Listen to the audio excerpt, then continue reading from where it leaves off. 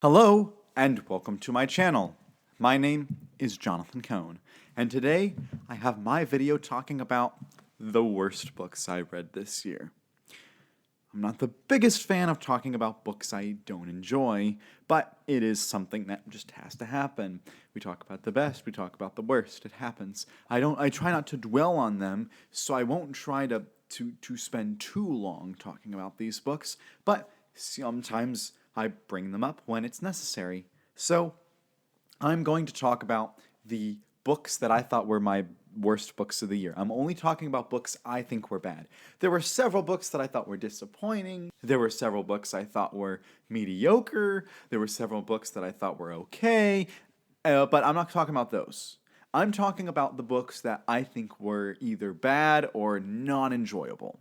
And so there's 7 on this list. 6 of them I gave a 2 out of 5, and then one of them I gave a 1 out of 5. So I still find some redeeming qualities in some of these. But the way the genre breakdown is I have 2 Star Trek books, 2 Star Wars books, and 3 fantasy novels, although one of the fantasy novels is kind of a fantasy sci-fi horror genre blender.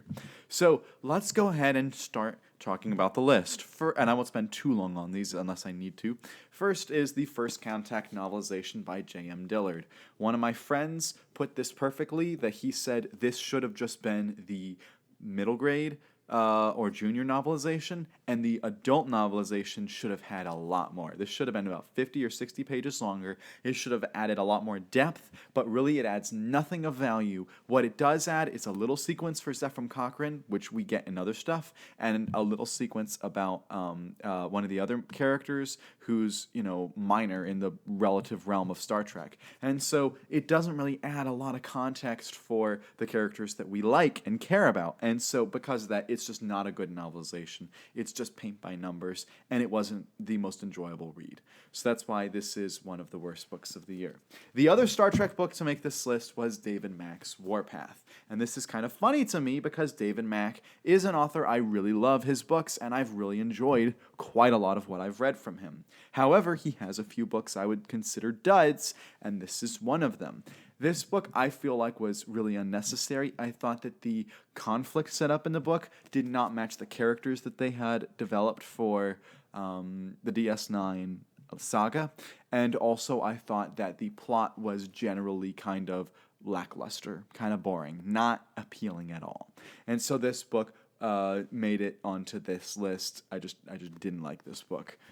Again, I've read a lot of DS9 books this year that I loved, and some DS9 books that I think were pretty good. So this was just my one, and it wasn't good for those. So now let's talk about my Star Wars books that are, in my opinion, the bad Star Wars books. I have 2 on the list this year.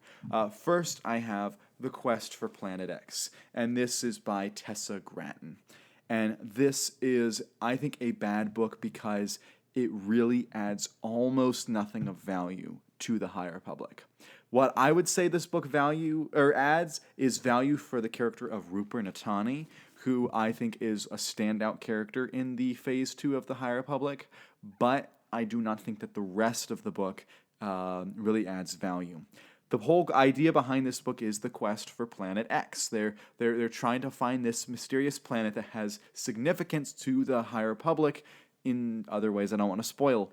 And so you're like, oh, they're going to go on this quest and find it. Well, not really. They really end up in the same place that they start the book, like literally. Like they don't have any advancement in terms of finding out new information, finding out the location, going to the location. That doesn't happen. They kind of just go in a loop and end up back home, and we're like, well, that was fun, that was a cool adventure. And it's like, there's no payoff. Now, you could argue there's a payoff later on, but no, it should have been in this book that they discovered Planet X. If you're going to call it that, show us the quest for it.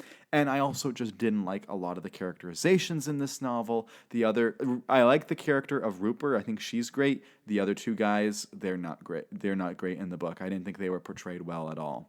And so that was just very frustrating. And it's the most, why did you do this? Like, I really think this book came out of we want to test something, and at the same time, we have a slot open for middle grade because we did we did 2 YA books, so we want to do 2 middle grade books in this, and we did 2 adult novels.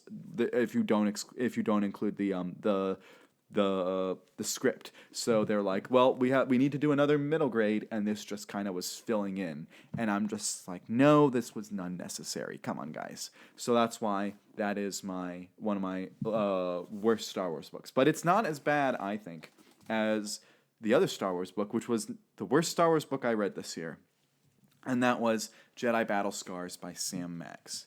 Not only is it the worst Star Wars book I've read this year, I would go so far as to say I think this is the worst canon Star Wars book. I think there's actually a few Legends books that are worse, and a few, and there's like one Star Wars book that I read that was not part of either timeline. It's just kind of standalone novel. I'll let you guess what that one was that I detested even more. But this book I just did not enjoy, and I did not think it was good. And I have a really long video. It's one of my more popular book reviews on the channel. Just look up Jedi Battle Scars book review and then put my name, Jonathan Cohn, and you'll find the video. And this book just didn't work for me. Here's one reason: is they promised certain things. They promised the 5th brother, I think it's, or the 7th, whatever. They promised this Inquisitor to be a big part of the book in the marketing and also in the cover art, and he's barely in like 2 chapters. And then you also, Cal Kestis is the main character of the game, and he's one of the biggest characters on the book. So you'd think he would have been a more major part of the book, and instead he's relegated to being just a minor character who just shows up. And you also have Marin, who has this weird relationship that is just out of the blue and does not match with what fans wanted for her storyline, and so just almost nothing about this book worked for me. And so it was not good. And so it's really sad to see that one of the worst books of Star Wars came out this year. But we also had some great books for Star Wars. I talk about in my best books of the year video, I talk about some of the best books of Star Wars that I read this year, and 2 of them are new releases from this year. So Star Wars is cooking some of the time.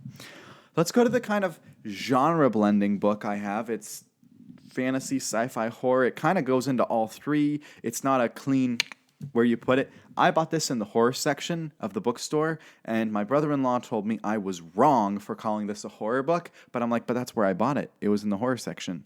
And some publishers will actually tell you what subgenre they consider the book in the copyright page. This publisher does not do that, which is frustrating, and that is The Gunslinger by Stephen King. I decided to try out Stephen King. This was one of his shorter works, and I've heard about the Dark Tower series, so I'm like, I'll give it a try. And then people were like, Jonathan, you should not have started there.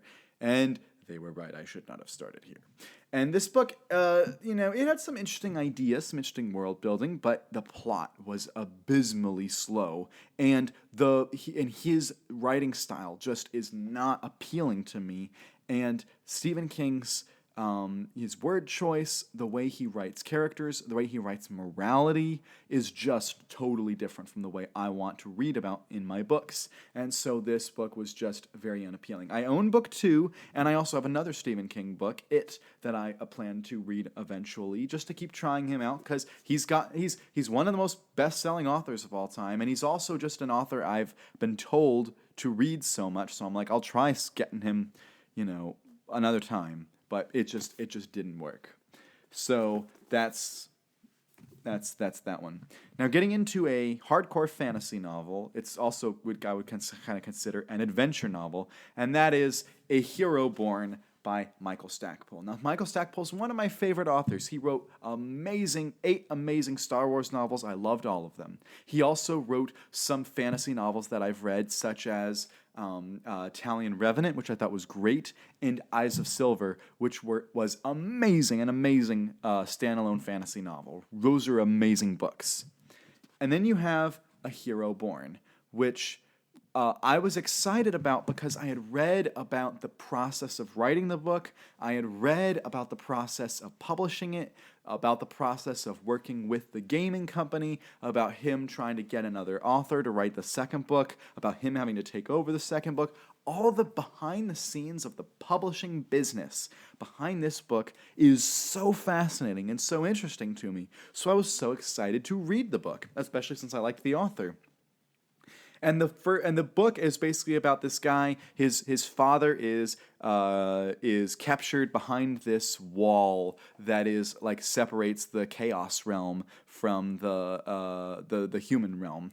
And so his father's been over on that side for decades actually. And so now he's a grown man and it's time for him to go and save his father. And so he ends up going to the capital city to go to a ball and be part of some government stuff. And then he's going to go to the wall. And really going to the wall should have been the main storyline from the beginning. And it's not. And the story dickers for so long. And it takes about 3/4 of the book, maybe 2/3 to 3/4 of the book before they set out to go beyond the wall. And the book, it's kind of like if in Fellowship of the Ring, they leave Rivendell. They leave Rivendell halfway through the book. And then they make their way on. But it still works halfway through the book because not only is it that book halfway through, but you also still have 2 more books in the series that was planned out from the beginning. Whereas this was meant to be kind of its own novel, and then they had a second book that was going to come out, but it was going to be kind of connected, but kind of not. And the second book was rewritten to fit more with this book, but it's like he should have set out like at the midway point or earlier, and instead he doesn't leave until towards the end of the book, so the Chaos Realm is barely present. So that one was really disappointing for me. Finally, we're talking about the last of the fantasy novels that I reviewed. All the other ones I talked about, I gave like a 2 out of 5. This one, I honestly gave a 1 out of 5, and it's painful to give these kind of ratings, but that is Every Heart a Doorway by Seanan McGuire. This was a book that I had been told by a lot of fantasy readers that they enjoy this. It's kind of a novella or short novel. It is part of the Wayward Children series. I was told it's kind of this portal fantasy series where characters step through the doorway and go into this other world. And I'd also been told it kind of has this element that's a little like the Wednesday series. And so I was like, oh, I'm kind of interested in this. But this book tried to do way too many things, check way too many boxes, tried to appeal to way too many disparate areas of fantasy fans, and yet it doesn't do anything really right. The whole book experience was frustrating because the author has these little kids using incredibly foul language, doing incredibly foul things to each other. The author has these kids having these discussions that kids don't need to be having. The author has tries to appeal to like kind of a YA audience while at the same time making it a really adult story. The portal fantasy stuff isn't strong in this book. I've heard that it's stronger in Beneath the Sugar Sky and a few of the other sequels, but it's not strong here at all. And when we got to the portal sequence where the characters go off into the new adventure, it was not entertaining at all. It was kind of like, all right, I'm done. Like I checked out at that point. I didn't enjoy it. So that book is my worst book of the year. So that is my my discussion on the worst books I read this year. I read over 135 books this year. I've still a few days left in December, so I don't know what my final number is, but it's probably about 136, 137.